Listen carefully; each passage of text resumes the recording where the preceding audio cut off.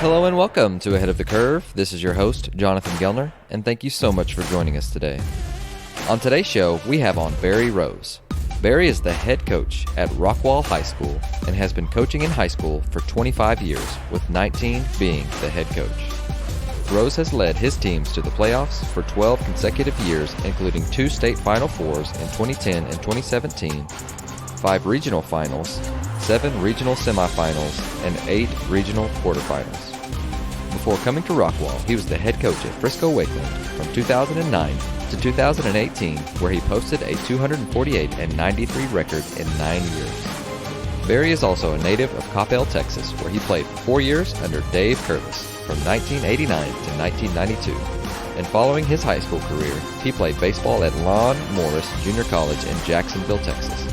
After playing there, he graduated from the University of North Texas in Denton and has been a high school coach ever since. On the show today, we talk about his vision for Rockwall. We go into coaching today's kids, changing behavior, and consistent messaging throughout the program. You're going to love this episode with Barry Rose. I know that we go back a little bit, back in the Frisco days when you were at Wakeland and I was at Reedy, and had some battles, couldn't figure out a way to beat you. I don't think we ever did.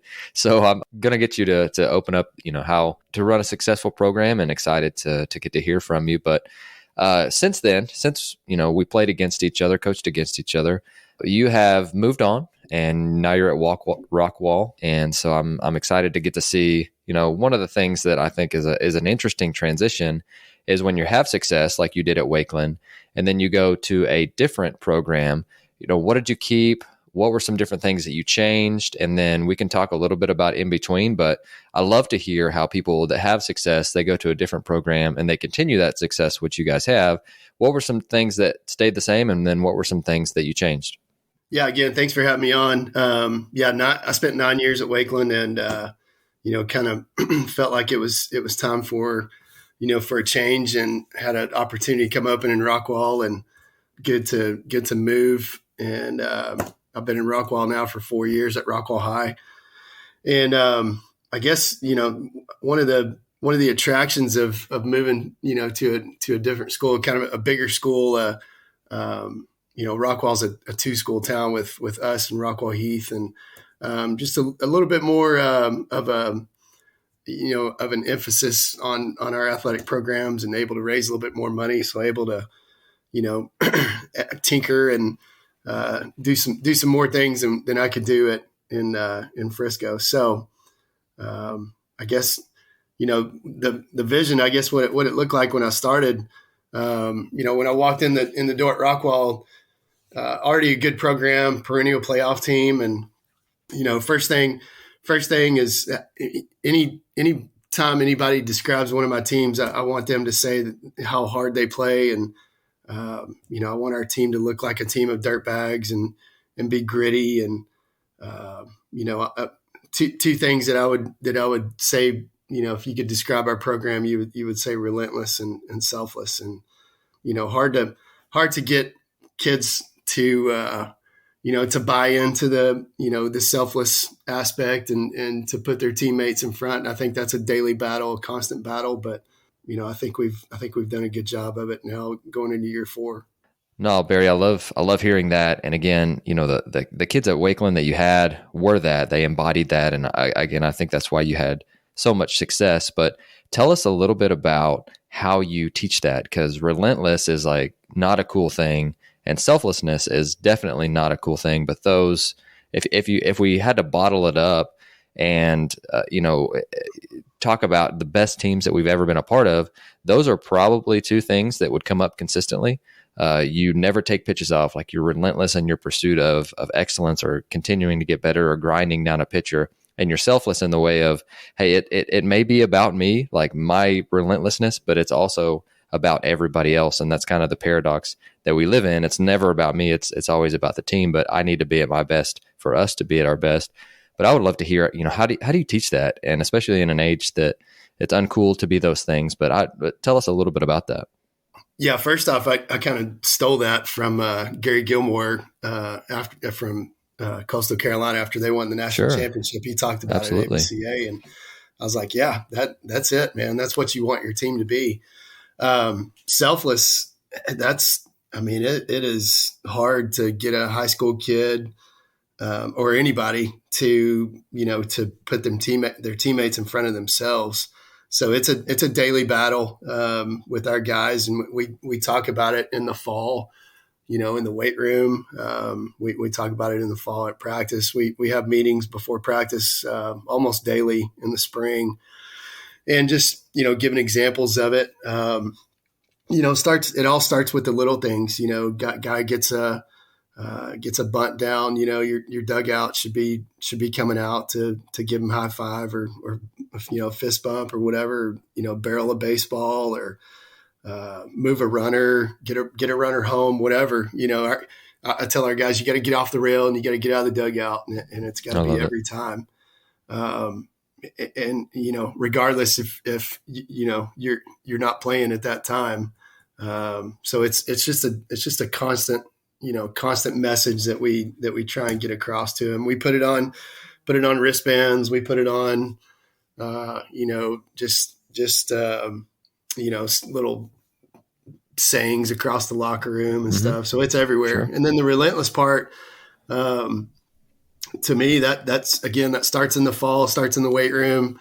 And then it carries over, like right now, it really carries over to practice. So when we're taking BP, our BP is just as much a defensive work and as it is offensive for us. And sure. And you should see kids routinely laying out for balls during BP, full out effort.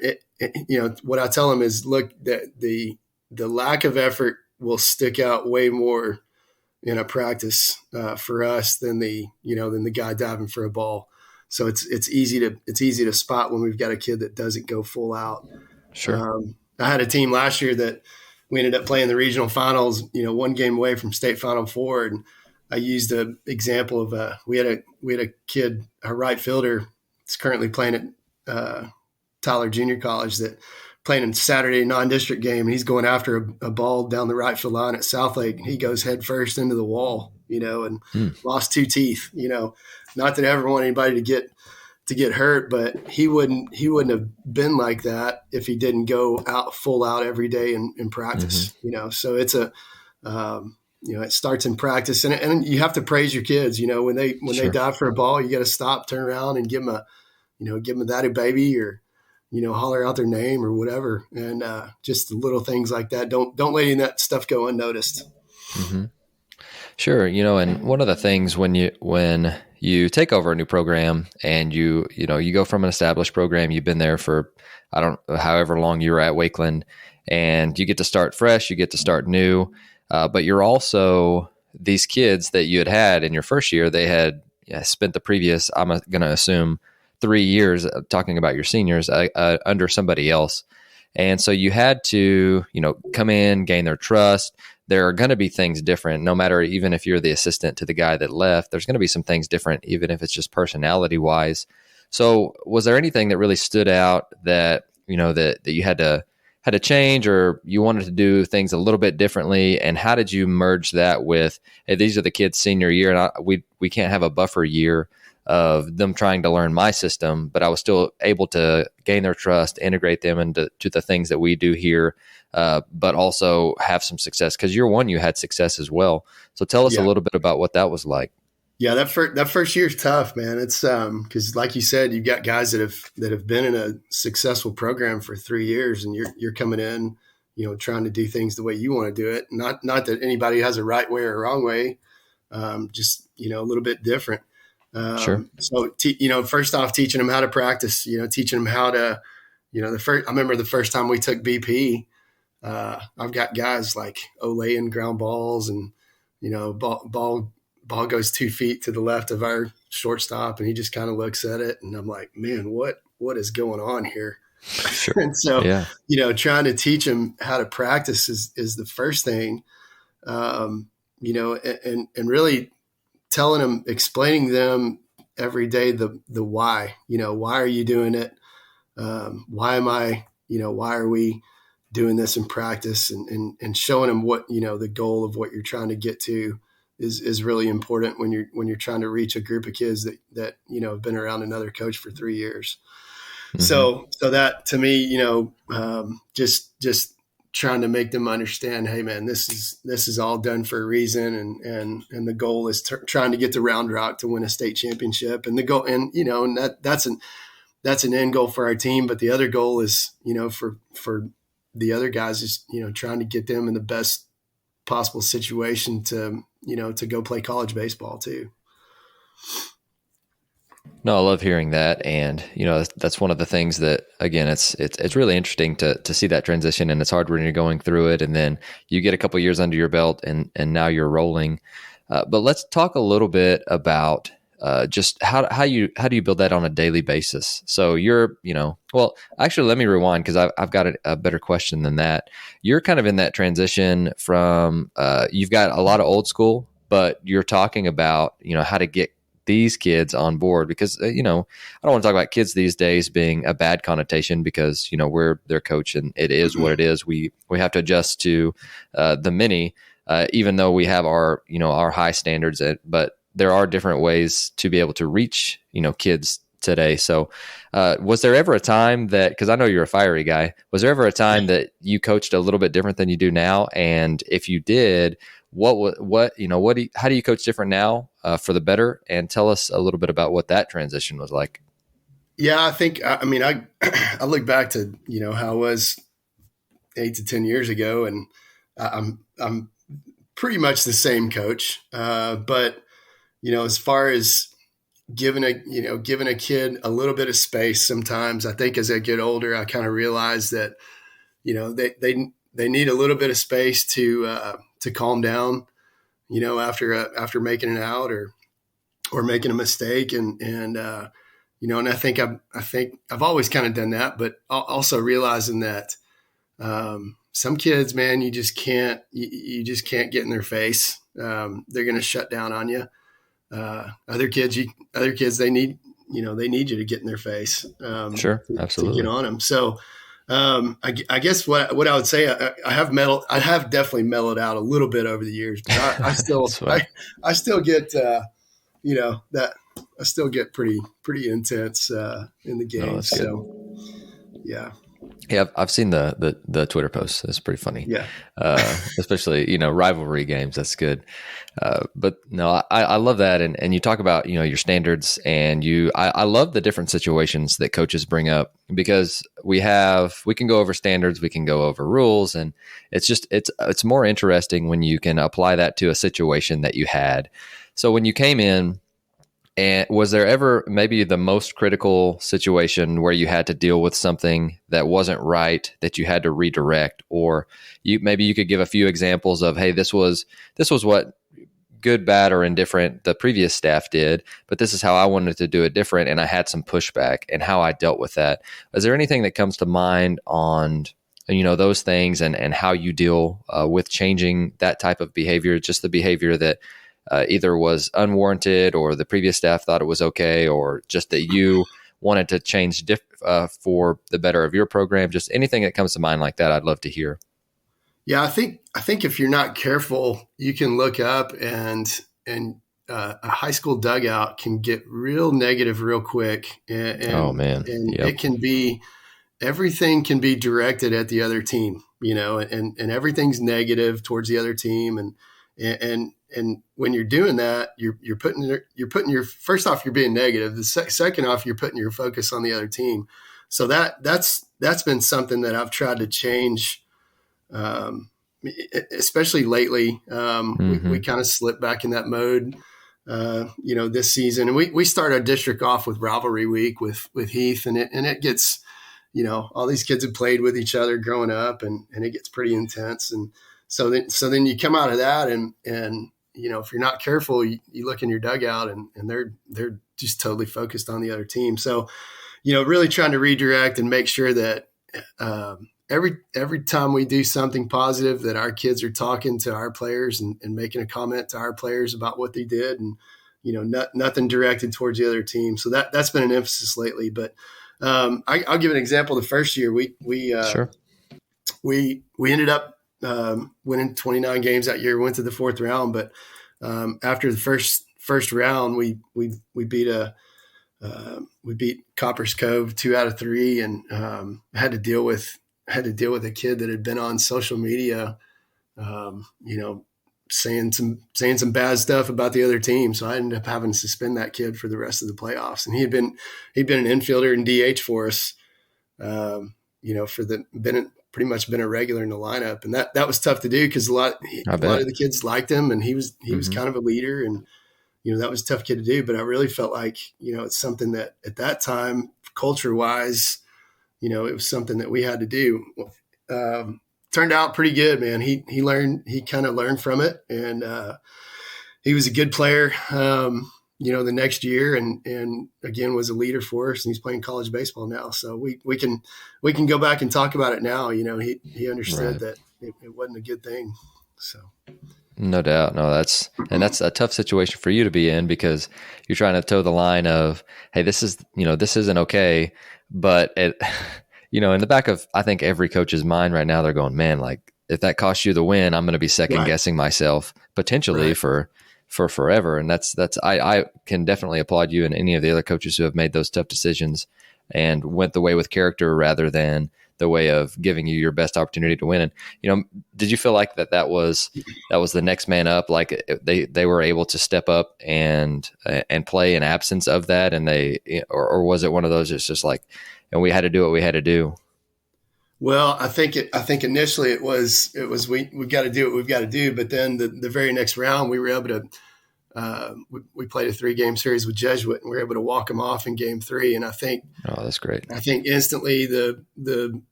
sometimes for culture to kick in, you've got to have that big win, that big moment. And, I think that was it. And, we ended up winning the next series 3 games against Prosper. And, so sometimes culture, you can't just talk about it. They've got to see it, they've got to see it in action. So that you get some big wins, and that helps. Right. And looking from the outside in, if you talk about it all year and then you don't do that in that situation, how much does it actually mean? And I think that's amazing. And a fantastic example. Another thing that you mentioned, and I alluded to this a little bit earlier, and then I backtracked my question, but you talked about the daily messaging and the daily consistency. You mentioned, pre-practice meetings that you guys are going over different things, the messaging in the locker room, the wristbands. I mean, how big of an impact has that made? And, if there's any coaches that are out there that are thinking, okay, like, how do I, those are some pretty good examples. And if there's other ones that your players have liked or you've liked as well, I think those are great examples. But talk to us about, how much that has meant to building the culture, the standards, and the setting the tone that you want to every single day. I think they hear from me a lot, and they hear the words out of my mouth, and that can have an impact too. But, when you can show them, other clips, other coaches, other players, when you can show them, Nick Saban talking about, being average, versus excelling in something and what it takes. And when you can, when you can show them examples of Navy SEALs and things that, again, I think it's just a constant daily, a daily push towards getting them to where you want them to be. Sure. One of the things I do too, I really, I've done it for a long time, is when we come back in January.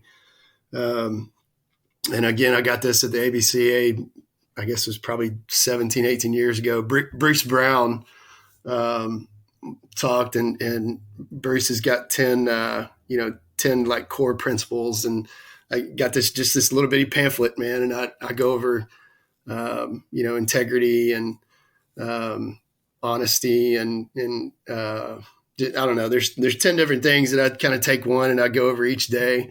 Sure. Also, when we start when we start getting on the bus, going to our first scrimmages, if we got a 30-minute drive or an hour drive, I'll give them an article that I've saved up in the past. Oh, cool! One of them I give out every year is from TCU when Coach Slosh was there, and it was talking about how they with Matt Carpenter when he was there, about how important it was to them to get on and off the field, on the field in 9 seconds, off the field in 12 seconds, and I think Brian Holiday was the catcher then. And, just how important it was to them to hustle. I give them a thing on Rusty Greer, and half of them don't even know who Rusty Greer is anymore, which is crazy, but just an example of how to play the game hard. And, I've got an old one on Cal State Fullerton that they won the College World Series one year, but it was talking about Ken Revisa, and when he first started working with them, they were 15 and 16, and the little things that they did, to just kind of put emphasis on the process. And so for sure, nothing profound, just a kind of a constant, daily push to get them where we want them to be. Cool. Oh, that's great. One of the things that came up just a second ago that I was thinking about was, when you made this transition, again, we talked 4 or 5 years ago, but you also have some traditions that may be in place already that the kids like and want to keep. Was there a conversation around those? Were you able to keep anything, or, when you came in, the players liked what you did? I'm sure there was some pushback on, like practicing harder and things like that. Yeah. But were there any Rockwall traditions, either through the school or through the baseball program, that the players came to you and they were like, hey, we did this last year, or we've done this for however many years, and we'd love to be able to do this further? I think a big deal in Rockwall, and you see it everywhere, it's JFND, it's Jacket Fight Never Dies. And that just falls right into the relentless deal. And I've seen it in football. I've seen it in the basketball team. I've seen it in the soccer teams, and it's been around for, I don't know, forever, it feels like. And if you talk to any of the old school Rockwall people, it's every time you get a comeback win or a big win, it's posted, man. It's JFND. Sure. So I definitely embrace that, and I put that on on our uniform sleeves, and it's put up everywhere. It's on our backstop, and pretty cool thing to have. Practice wise, nothing really that stuck out that we did. We do like just a coach pitch scrimmage that we call 2-ball. They get 2 pitches to go, and I think everybody kind of does that, but it's something that I hadn't done as much of when I got there, but that was something that they'd done a lot in the past. Yeah, no doubt. It's one of those that I've never taken over a program, and that was something that, you've been at a high school that has been established for a long time, and trying to, we talk all the time about the program is going to outlast all of us. It's not about us, it's about the program. And that's a really cool way that you're able to merge, previous generations, and even on social media, which some of the older people that said that probably don't even have social media to be able to see that, but to be able to see that, to transcend, decades. And that's really cool. I think that's an awesome idea. Yeah. It's neat when an old, an old player comes back to the alumni game or whatever. And, first thing they come up to you and they introduce themselves. And then as they're walking off, it's JFND. Oh, that's great. Really cool. And it's a shared language. It's a bond. And so that is really cool. With the fall program, you guys are able to, unless things have changed since I was in Texas, you're able to have them for the hour or the class period until, the middle of January. So you get a little bit of time in the fall to be able to establish the things that you want. But talk to us a little bit about how you use that time. And this is, if I remember right, it's a baseball activity during that hour. I think maybe you can lift before you can go through that. But how do you win the fall? How do you use it effectively?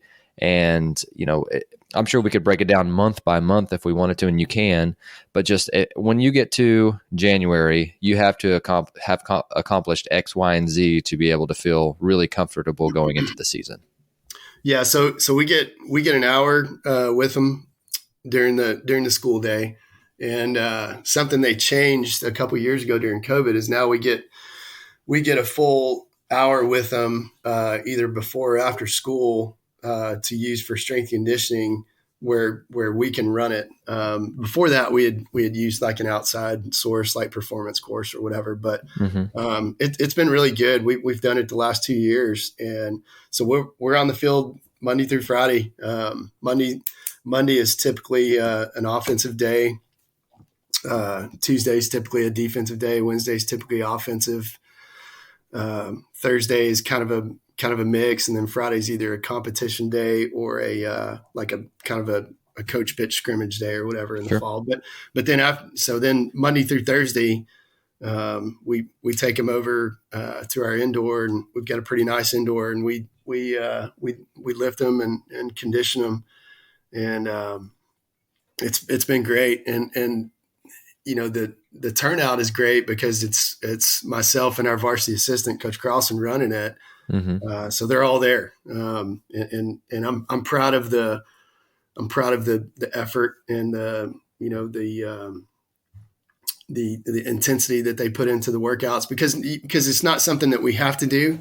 A lot of schools still will, they'll lift Monday, Thursday during the athletic period and be on the field Tuesday, Wednesday, Friday. But, for us, I sell this to our kids, man. If you put the commitment in, of coming Monday through Thursday, after school to lift, then, you're going to look up at the end of the fall and it's the accumulation of all the workouts, they start adding up and they put their body in a position to succeed in the spring, and Sure. put themselves where they want to be.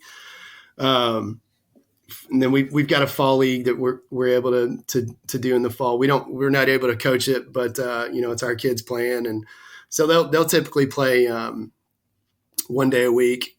Pitchers will throw 1 or 2 innings max, and that goes on for about 6 weeks. But by the end of the fall, we're trying to have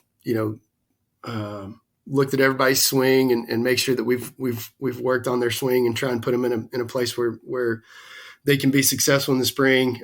We added Rapsodo a couple years ago for the hitting aspect.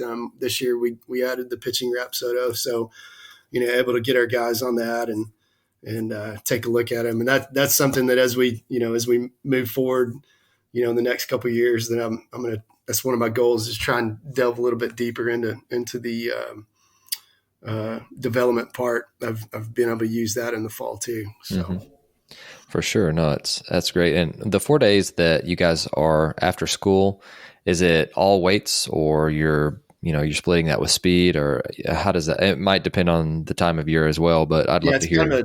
Kind of a segment. So early on, when we start school, the first 3 weeks, it's probably more of like a 30 and 30 mix where we're conditioning and speed stuff for 30 minutes.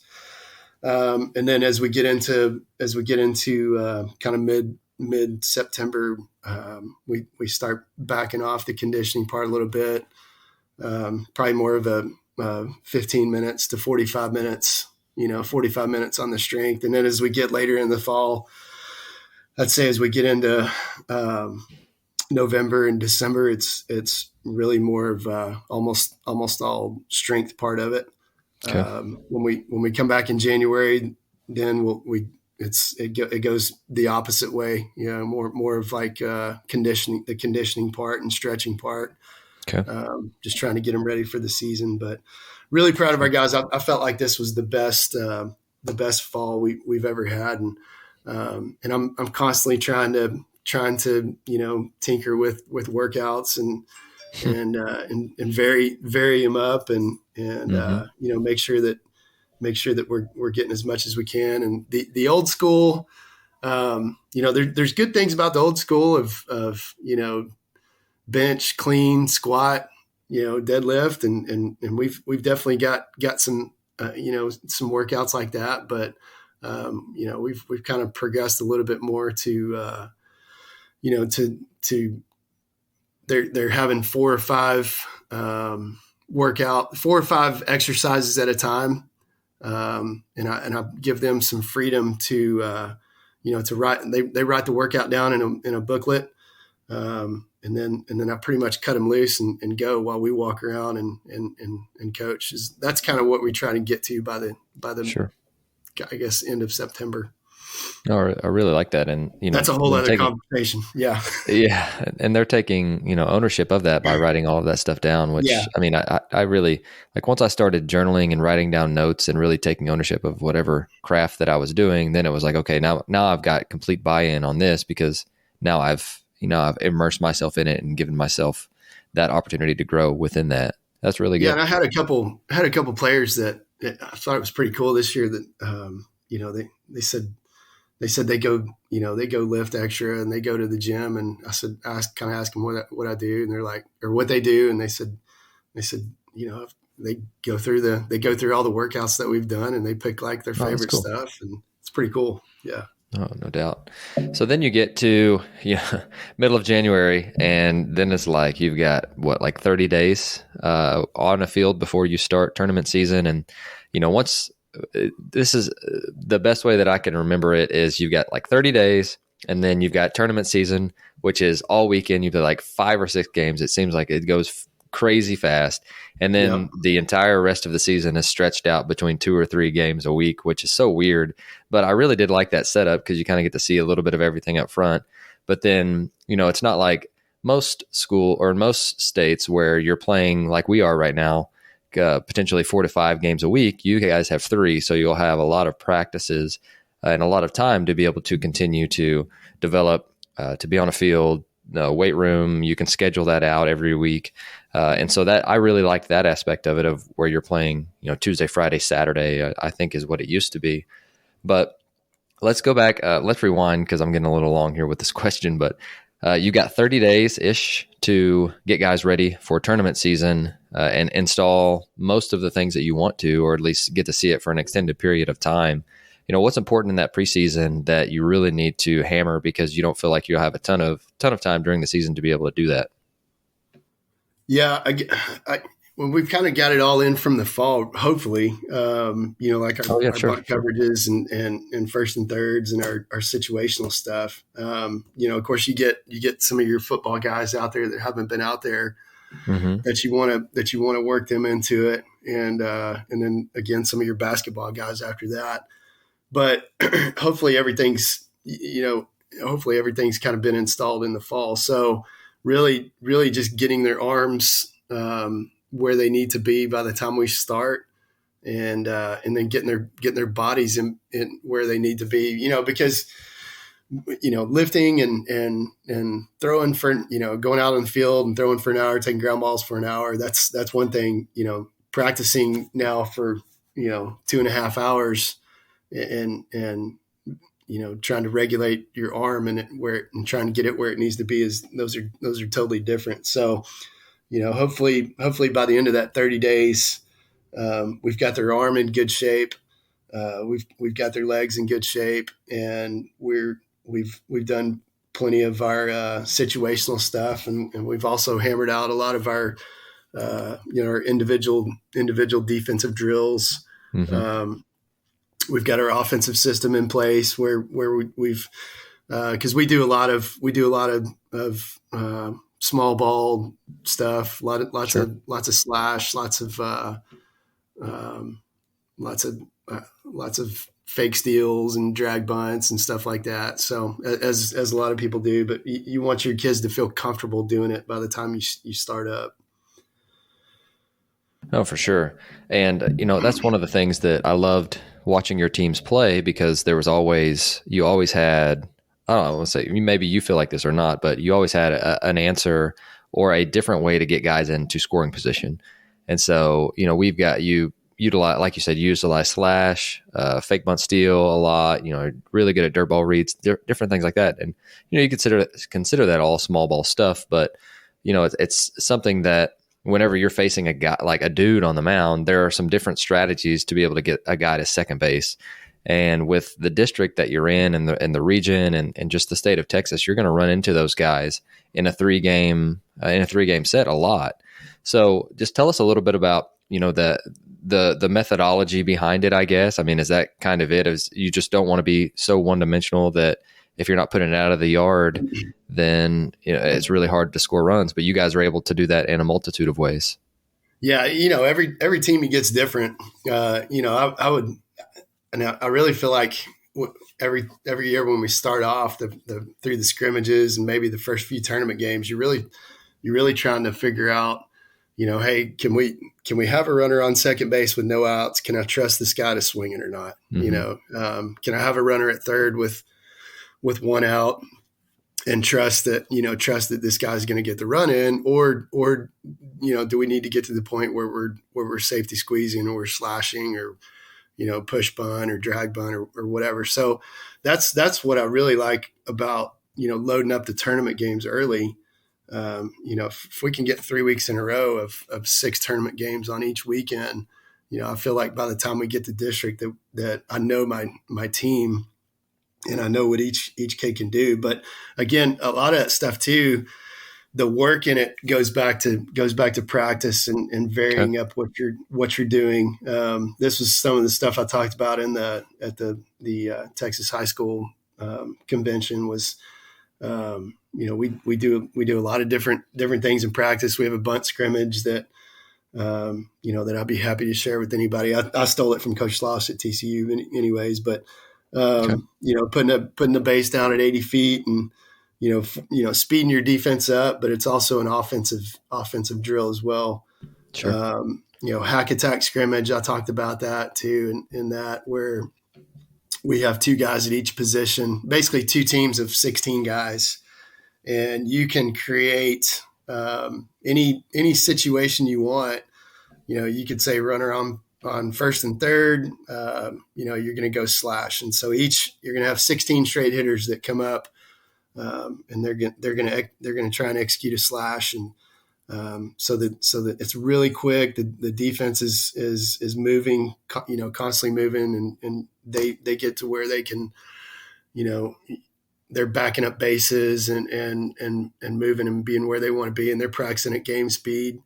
So that's another one of my favorite things that we can do in practice as well. So all that helps, to get your team where you want to be. And if we're not doing it well, then, we'll go back to doing a little bit more of that in practice. Well, for sure. And, I'm going to link the presentation that you gave, cause we're about to go into some program design, and you had some different videos and some different stuff, and you the entire hour was dedicated to how you guys are practicing. And I have we can talk a little bit about that stuff. And I want to ask some specific questions around that. But if the listeners want to, go into that, I really highly recommend it. And one of the things that I really liked that you did was you took the things that we, the different game situations that we have, and you made it a competition.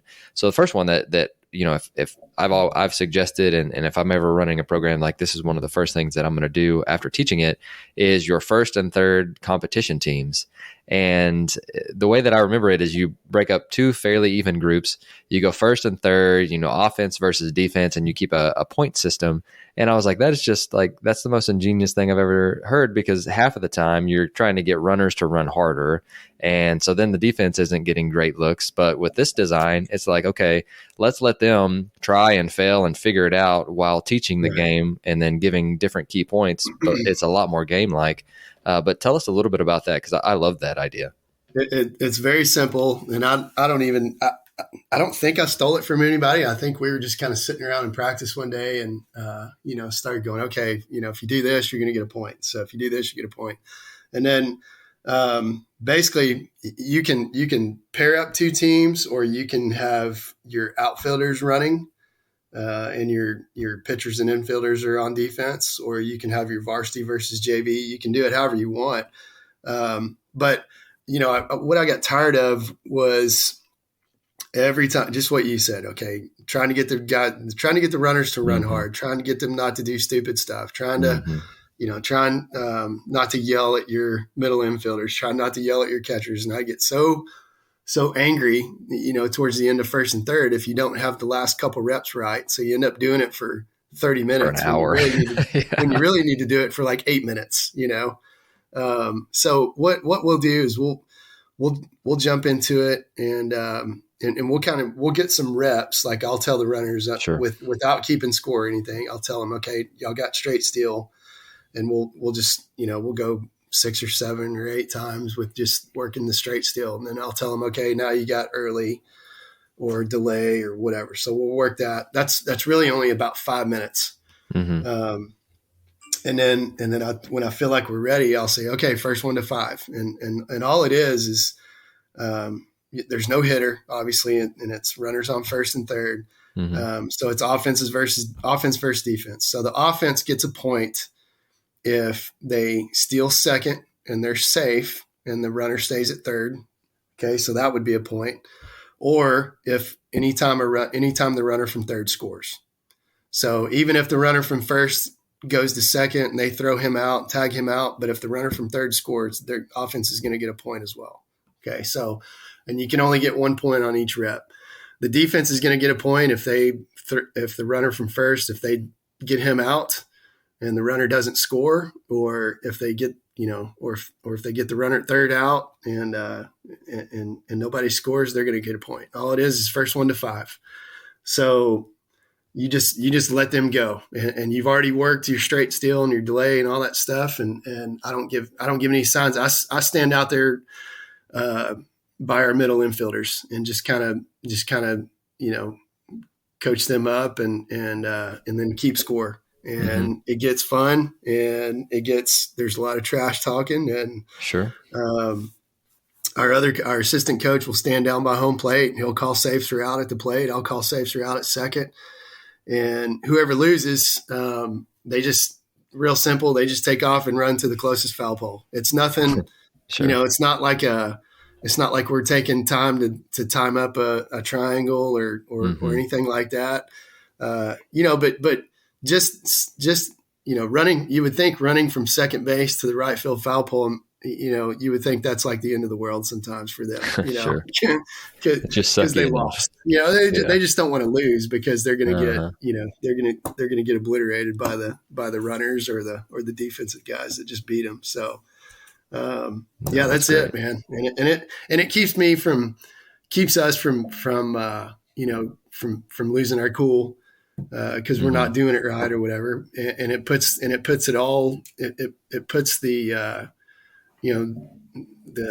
the emphasis on them. It's internal, for them because they don't want to lose. So No, I really like that, and we usually spend about 10 minutes tops on it. That's cool. it. It's even better. Yeah. One of the things that, again, you mentioned in the video, you talked about setting the tone for practice with music, which I think is awesome. You talked about trying to embed different competitions into all of the things, that you're doing. And I think when you do that, you gain focus, you heighten awareness, you bring energy, and you don't necessarily have to practice as long. You're not yelling and screaming as much because they are actually locked in and focusing. And I would love to hear, you mentioned bunt scrimmage, which that's a really a fun one to do for bunt defense as well, for team defense. But anything else that you'd like to share with us? You mentioned BP, but if you want to, you can go into it.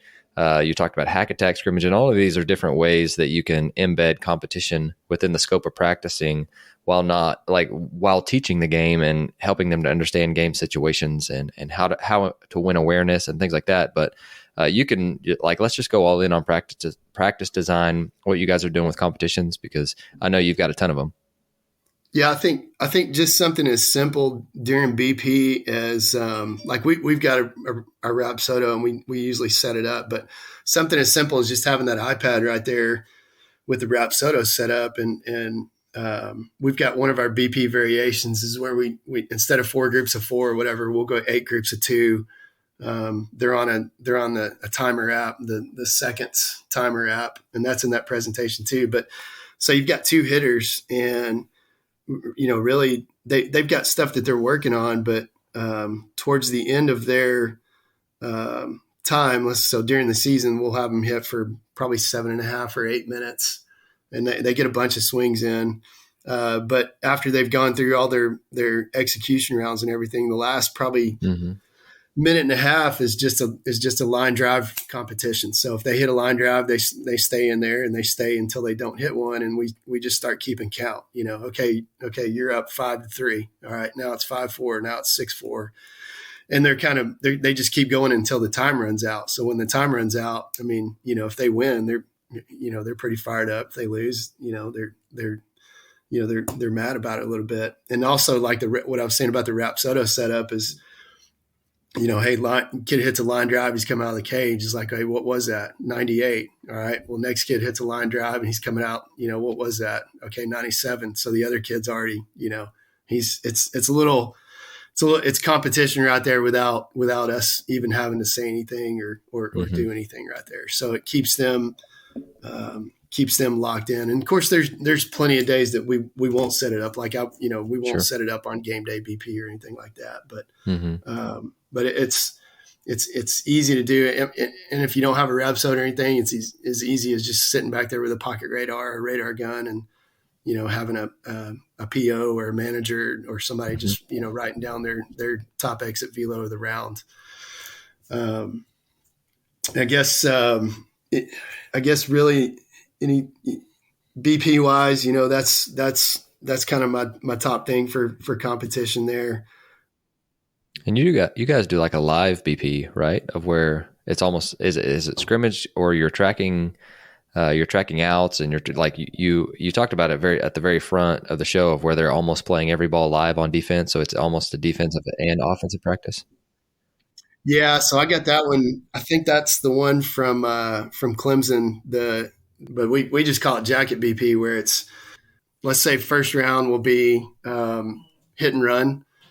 And so the group hitting, they've got 6 hit and runs. So the dead, he's going to have a hit and run. Defense is not playing it. And then you can go dead again. Nobody's playing it. And then the live, you've got like your second group is running. So they're running on a hit and run, hitters hitting on a hit and run, defense is playing it out, to completion. And then we'll go another dead ball, and then we'll go live run where the runner's running and then now the hitter's running as well. So that's a really good defensive, involves defense, involves base running, for the base running group, involves the execution for the hitter.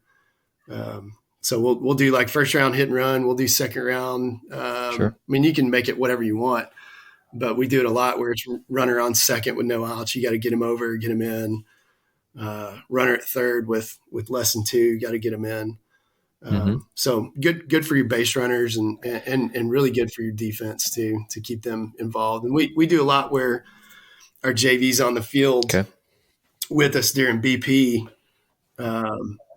So like 2 of the JV groups will be on the field during BP and then 2 of them will be up in the cage. So, they're getting that game speed action as well. Yeah, for sure. And I'm, after having doing this, I definitely recommend not anytime that your guys need a break the next day, because they will be completely exhausted after this. I mean, they're probably getting 100 reps. Yeah, we're not going to if we do it the day before a game, we'll make sure we've got, a lot of the JV guys out there, and, the varsity will only be out there probably for one of the 4 groups, because they'll be hitting for one group, they'll be running for one group, they'll be in the cage for one group, and then they'll be on defense for one. So they're not going to get torched, like that. You definitely don't want to do it with just maybe a group of 16 guys. They would be completely exhausted. I love it. Yeah. And if I remember right, so it's been a while since again I watched the video, but do you guys do a ton of base running? Do you do that if I remember right, is it that at like one of the very first things that you guys do every practice? Yeah, we do it. We do it right up front, typically. So I've got it. We've got 3 teams that all practice at the same time. So freshman, JV, varsity. So we'll take them all and do a 5-minute quick agility session. And then I'll usually take the varsity over and do their base running while the freshmen and JV throw. And then we'll go 10 minutes of base running, and then we'll flip it where the freshman and JV will go base run, and the varsity goes and throws. That way you don't have, 70 kids out there throwing at the same time. But, and we'll vary the base running. So it can be reads off of the pitchers. It can be dirt ball reads. We also do a base running circuit where I'll have the freshmen and JV get loose real quick while the varsity sets up, and it's we have a coach throwing from behind the L screen. We've got the rollaway set up, and we go 4 or 5 guys at each base, and each one has a different thing they're working on. So like the hitter's got a hit and run. The runner on first has a straight steal. The runner on second is playing it like there's no outs. And then the runner on third's working contact down angle. And they're all working like they're independent of each other. So that's a good one to get a lot of reads in for a lot of guys pretty quick. Oh, really good. And then we get to, this time of year, how much of that, because in Texas, it's a long, long season. So you guys will be playing till, hopefully the middle of June.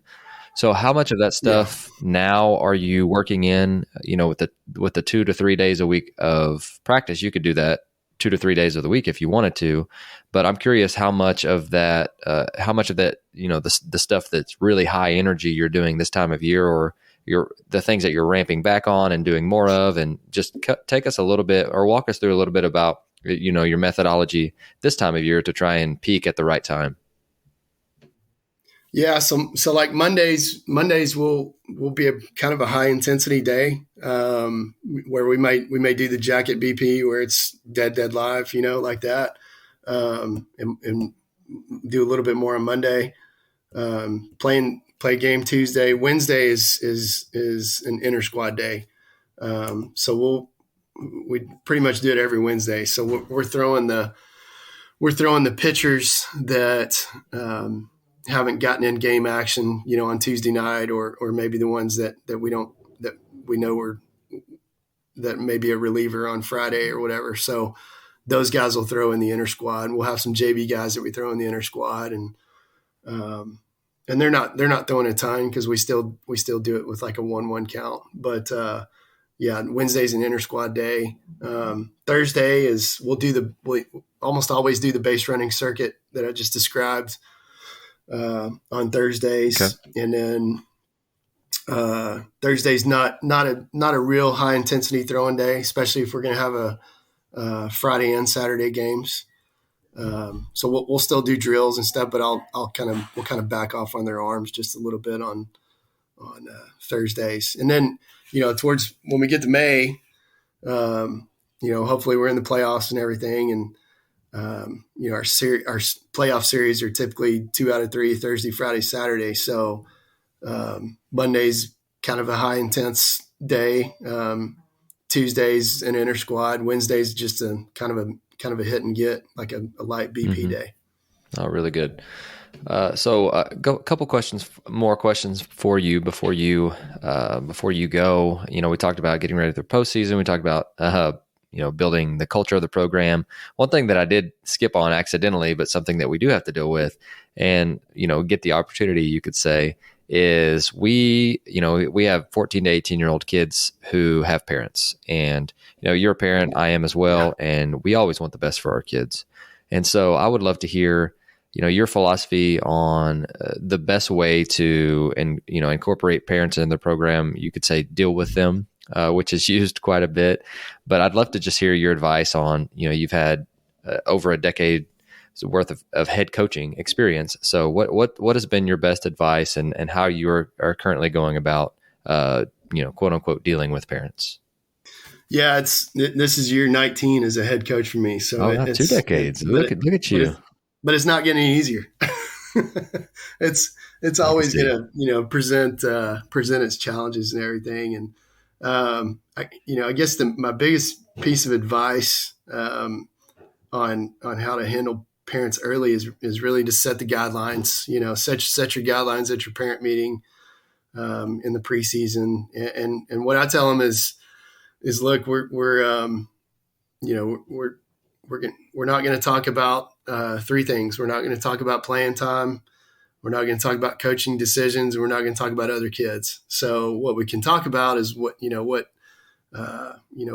son needs to do to, to give them a chance of being on the field more, or what they can work on, which, they should already know that from practice, but, the message doesn't always get relayed from the kids to the parents. So, and then the other thing I really hammer them on and tell them is that, be positive with your kids. It's an extremely tough game. So be positive with them, and then teach them how to handle adversity. Don't always be quick to judge. As a parent, don't always be quick to judge, that why they're not playing or what they're doing wrong or what they could do better. Just, maybe just take them out to eat, and get their mind off of it and be positive with them. And I know I've got two boys, one's in college playing and one's a junior. And I know how tough it is to go through that. But I try and communicate. I try and over communicate about our practice schedules, our game schedules, what's going on. But I also tell the parents, and this is something, I know every coach is different. This is something that I try and do is, I tell them, look, it's nothing personal, but, during the season, and unless you're giving me a fist bump after the game, after a win, we're pretty much just not going to talk. I just kind of want to keep my distance like that. And I'm trying to focus on what we can do to make our kids succeed and how we can put them in the best situation. So that's my philosophy on that part. No doubt. And, I have a son, I've got another one coming. I don't know if I'll get to coach them or not, but I'd love to hear, your thoughts on, like you said, you've got one at NOC in Tonkawa and you've got another that's a junior this year. And, how has it been? I'm sure it's a really, really fulfilling thing. Like you get to see your kids grow up and be successful young athletes, but I'm sure that it comes with its own set of challenges. And I'm sure it's hard flipping the switch for them and for you. But how have you navigated that in the best way possible? And give us some advice on, coaches who are going to hopefully someday coach their kids or who are coaching their kids already. Yeah. First off, I wouldn't trade it for the world. It's, it's special to be able to, to go to the field every day and coach one of your kids. This after next year, I'll have had one of my sons playing for me for 7 straight years, which is really cool. That's awesome. There's challenging days and you've got to do your best to, when you leave the field that, when you go to the house that, you got to take your coaching hat off when you go to the house and put your parent hat on and be positive with them. And that doesn't always happen. You'll come home and we'll talk about practice, or we'll talk about the game and talk about different things. And I think just, if you did have a rough day at the field or whatever, then, you come home and get your mind off that, sit down and watch some basketball on TV or watch something else with them or give them a good meal or whatever. But, like I said, man, I wouldn't trade it for the world. And I love it. And and you have to understand as a coach and a coach's kid, and I know my boys have understood this because they've been through this so long, that they're always going to be judged on a different standard than everybody else is. First off, for me, I'm definitely harder on them than I am on other kids, but also too, everybody else they're always going to question, hey, is he on the field because he's the coach's kid, or, is that why he's in the lineup, or is that why he's on the mound or whatever? And, they just, they have to have the confidence to know that they're in there because they deserve to be in there. And they also, the coach's kid, typically, they're described in a positive way as a coach's kid because they're smart and they're always in the right spot and they're a grinder and all that. That's because they have to be, because they know that they they've got to work a little bit extra, a little bit harder than everybody else, No because it's doubt. always going to be questioned like that. So, No I'm doubt. I'm extremely proud of my boys, and like I said, I wouldn't trade it for the world. And anybody that's going to be in that situation, you can definitely look forward to it. I love it. I think by the time this one airs, I may have another one. So Yeah, you guys are awesome. listening to it. We'll have to check it out. So we'll see. But Awesome.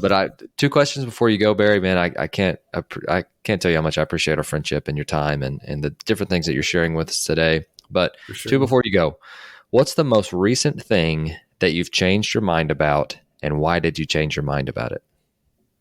I guess I had this written down. This was a tough one because I think you change your thought on some things Sure. without really knowing it. But I had written down swing path versus swing thought. Swing path. It's hitting Twitter is crazy, but Sure. we can't even get into that. But swing path is there is an upward angle, and it is what it is. But swing thought is something that is different for each hitter. It's different for each individual.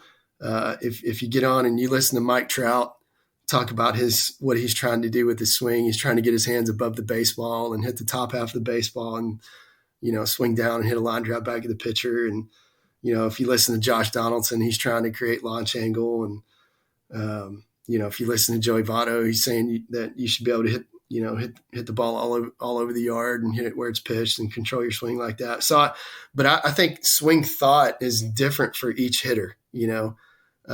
Some kids are going to have to tell themselves that they've got to swing down on a ball and hit a hard ground ball. And then by doing that, they're creating a line drive angle that's probably, a positive angle. Some kids, if they tell themselves to swing down on the ball, they're going to beat the ball on the ground. So what you've got to learn as a coach is what every hitter is doing and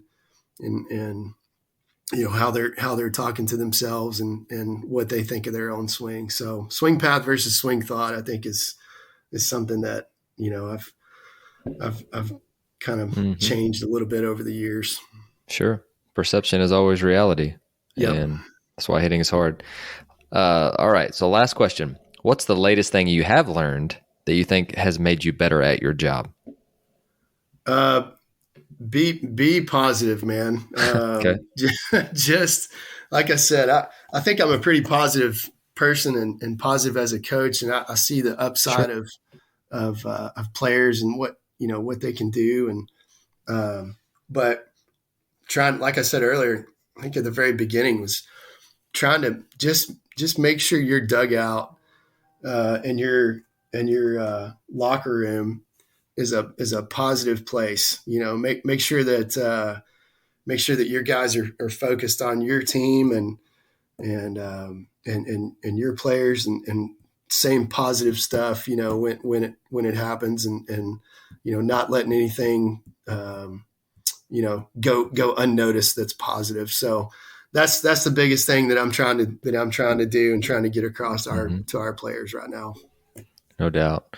Well, Barry, I appreciate your time, man. Again, it's been a long time since I've gotten to see you, but I'm thankful for our relationship and things like that. And for whatever reason, I just thought of this, but I think this would be an awesome opportunity. I know there is an organization that you're very passionate about, and for a personal reason with type 1 diabetes. Would you care to share, just that story or where we can go to help with that and maybe the reason that you're passionate? Because, I got to thinking about it. I don't think there's a better way to end the show than that. And if you're comfortable with that, I would love to be able to help. Absolutely. Yeah, absolutely. My younger son, Mac, he's a type 1 diabetic.